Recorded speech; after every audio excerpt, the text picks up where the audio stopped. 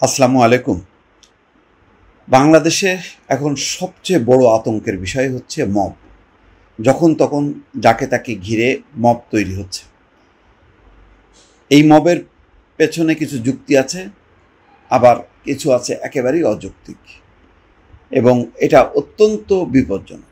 আইন শৃঙ্খলা, পুলিশ, বিচার কোনো কিছুই মানছে না, এবং মবে আক্রান্ত হয়ে বহু মানুষ প্রায় প্রতিদিনই বলা যায় মারা যাচ্ছে। এটা একটা সংঘবদ্ধ একটা অপরাধ। বহু মানুষ মিলে হামলা করা, আক্রমণ করা, মৃত্যু ঘটানো বা আহত করা, এর ফলে একটা দায়ী মুক্তি। মনে হচ্ছে যেন মব যদি হয় তাহলে সেটার কোনো বিচার হবে না। দর্শক, এতগুলো কথা বলার একটা কারণ, একটি রিপোর্ট আসছে সামনে। সাবেক উপজেলা চেয়ারম্যানকে গ্রেপ্তারের দাবিতে বিয়ের অনুষ্ঠান ঘিরে অবস্থান। বিয়ের অনুষ্ঠানে যে হানা, তো সাবেক চেয়ারম্যান জাহিদুল হক যদি তার গ্রেপ্তারের দাবিতে কারা করছে হচ্ছে বৈষম্য বিরোধী ছাত্র আন্দোলন, এনসিপির নেতাকর্মীরা। অধিকাংশ ক্ষেত্রে দেখা যাচ্ছে যে এনসিপি, তারপরে বিএনপি, তারপরে জামাত, তারা এই ঘটনাগুলো ঘটাচ্ছে স্থানীয় পর্যায়ে। এটা যে কেন্দ্রীয় পর্যায়ের কোনো নির্দেশনা থেকে হচ্ছে তা না, কিন্তু পরে এটার একটা ন্যায্যতা তৈরি হচ্ছে।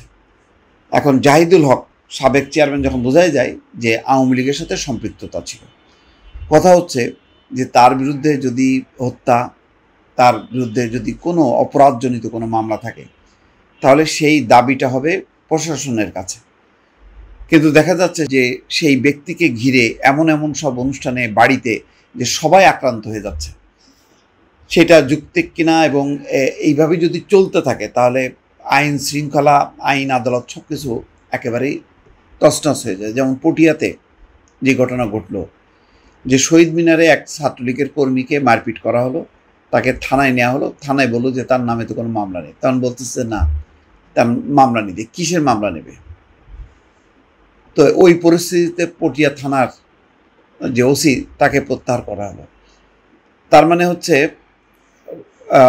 অযৌক্তিক দাবি মেনে নিতে হবে।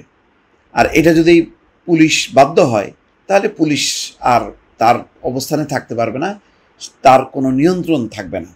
এখানে ঘটনাটা কি হয়েছে এটা পরিষ্কার না।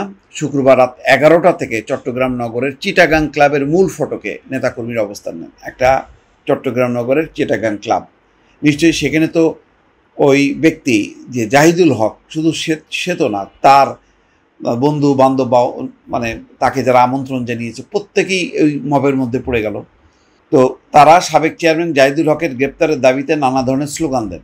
ভাগ্য ভালো যে ওই মবটা একদম ভিতরে ঢুকে, বিয়ের বাড়ির ভিতরে ঢুকে যায়নি, এইটুকু রক্ষা, যে গেটের ওখানে যে তারা স্লোগান দিচ্ছিল। রাত 1টায় এই প্রতিবেদন লেখার সময়ও নেতাকর্মীরা সেখানে অবস্থান করছিলেন।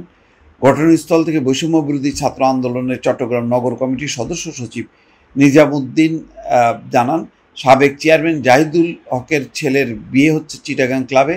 জাহিদুল হক আওয়ামী লীগের নেতা, তার বিরুদ্ধে বিভিন্ন অভিযোগ রয়েছে, তাই তাকে গ্রেপ্তারের দাবিতে বিক্ষোভ করছেন। গ্রেপ্তার না করা পর্যন্ত তারা কর্মসূচি চালিয়ে যাবেন। তো এই কর্মসূচিটা তো হবে থানায় যেয়ে তারা অভিযোগ দেবে, বলবে যে এরকম একজন অভিযুক্ত ব্যক্তি অমুক জায়গায় আছে, আপনারা ধরছেন না কেন, বা প্রশাসনের কাছে দিবে।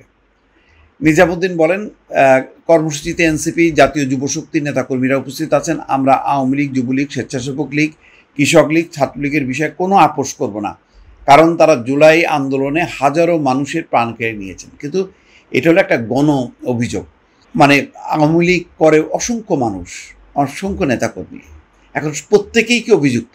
এমনও কি হইতে পারে না যে এই ধরনের হামলা সাথে যুক্ত ছিল না, এমন তো সমর্থক নেতাকর্মীও তো থাকতে পারে।